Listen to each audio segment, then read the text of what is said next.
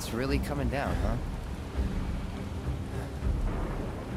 Final Fantasy VII Rebirth, the second part of Square Enix's remake trilogy, has arrived with a continuation of Cloud's story, more breathtaking environments and some really great visuals to enjoy.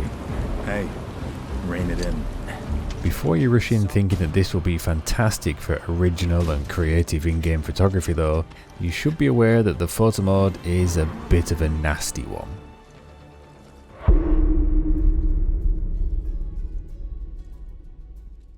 We first saw this photo mode with the release of Final Fantasy VII Remake Intergrade nearly 3 years ago. It was not good then, and it's not good now. Not today. So if you're hoping for any sort of rebirth of the photography features here, then you will be left disappointed. The photo mode remains unchanged and is certainly not anything capable of the perfect shots that the game hints at when you first open it. This means that there is the same orbital camera that is fixed on the lead character with a tiny amount of horizontal and vertical adjustment. You can move it closer to or further from the character, but every composition is compromised by the lack of freedom. This is never more apparent than when in combat, where the camera even seems reluctant to stay at the level of the character and instead sails overhead.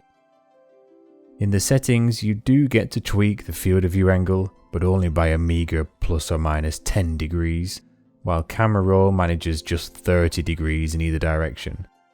It's simply not enough to be actually useful, let alone creative, but worse still is the complete omission of any focus or depth of field features at all. These are some of the fundamentals that are essential to any kind of photography, so to see no sign of them is always a worry.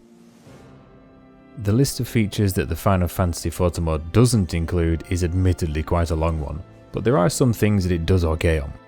I particularly like that you can not only reset individual settings, but also reapply them by clicking L3 for a handy before and after comparison.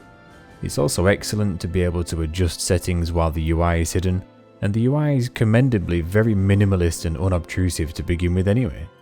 A reasonable exposure slider lets you easily adjust the brightness, while there are a few graphical overlays and a good number of colour filters to choose from, plus more to unlock as you play through the game. The problem though is that it seems like Square Enix perhaps thinks that this is enough to constitute originality, when it really is not. With camera movement and optical effects already so limited, it's inevitable that people's own creativity will be stifled, as the photo mode doesn't let you realise a vision. With fans of the series being as keen as they are though, this sadly leads to lots of shots simply being taken during cinematic sequences, where the photo mode offers nothing apart from those overlays and filters. You kidding me? Doing this is absolutely not virtual photography. It's a copy of the existing presentation of the game art, and may as well be a screen grab of a trailer video. And let me show you what I mean. Without being able to move the camera around, this is not your shot. This is also not your shot. This is... okay, you get the picture.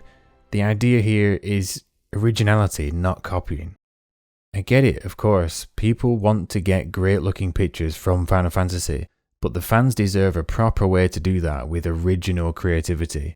If you can manage that with the tools on offer here, then fair play to you, but for me, Rebirth's photo mode completely fails to deliver and does a disservice to its creative fans and to the wider art form. But not like this. Not like this.